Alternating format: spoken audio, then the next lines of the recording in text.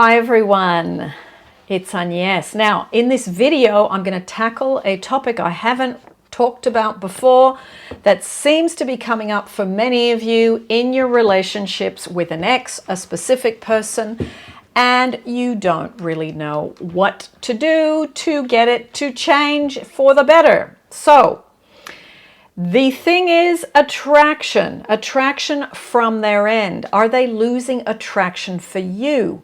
Has there been a sexual attraction, a physical attraction, and you feel like it's diminished and that it's really dropped off from their side towards you? Okay?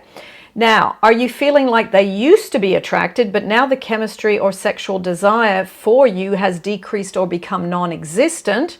And you're really just not sure what's going on or what to do about it. So in this video, I'm going to give you some examples of what repels physically and sexually. And I'm also going to tell you what you can do about it. Okay? So, number one, childlike behavior. Okay? When you're looking to someone like a parent and you're in a childlike state, looking for perhaps reassurance, validation, needing to be heard. And I'm not talking about normal needing to be heard. I'm talking about incessant needing to be heard. And looking for advice like a child would with a parent to make up for your childhood because you didn't get those needs met, that can become a repellent because the person starts to feel that they're not your partner, your boyfriend, your girlfriend, your crush, as many of you say, but that you are putting them in the parent role and they don't want that. That's not attractive to the other person, okay, because they feel like they have to look after a child. Now, number two, waiting around to connect, okay, from a place of longing and neediness, making yourself too available, and the one I see a lot, being overgiving.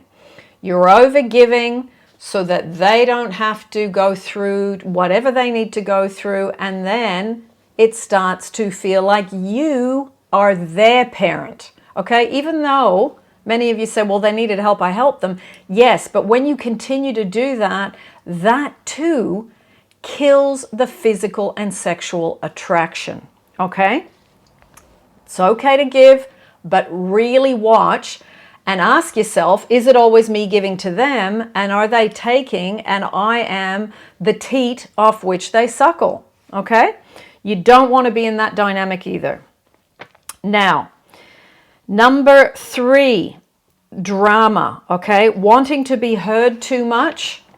Long text, so they send a text or you've sent a text, they reply, and then you go into wanting to monologue. Okay, you just need to get things off your chest. You got to tell them everything and sharing how you feel. And also you might be sharing what you want from them. Okay, and then they start to pull away. Share stuff with other people. Your girlfriends, your mates, your guy friends, your family, anyone that you trust on the topic of relationships. And I think if you know someone has got a good relationship, they will give you the best advice. So I see this on a weekly basis because I receive through coaching, seeing the texts that you send, seeing the correspondence that you've had. So there's nothing wrong with sharing how you feel. But these long-winded things, that gets too much for people, okay? So what can you do about it? Firstly, meet your own needs, okay? It's important to say, what do I need right now to make myself feel better? And then you start to do those things. Don't let yourself go below 50% because what I see is people crash and burn and then they explode or they go completely silent or they go into massive resentment. So make sure that you're meeting your needs so that if you don't drop below 50% physically, mentally, emotionally, or spiritually, then you are much less, prone to do those things, okay? Now, I know I mentioned inner child work. I'm going to mention it again, whether you do it with the free inner child meditations that are on this channel and the other channel. I've got the meditation channel and this channel. If you just go to YouTube, put in my name and Inner Child playlist, they will all come up. You can go through that. And there's a few discussions where people worked on their inner child and did a lot of work on that, and the amazing knock-on effect positively that it's had in their relationships. And also make your life a priority. Okay, don't be waiting around for people. Don't be hanging around analyzing what are they doing, what are they not doing. Just go, you know what, I'm getting on with what I'm doing, and I'm going to enjoy what I'm doing, and I'm going to be in the present moment.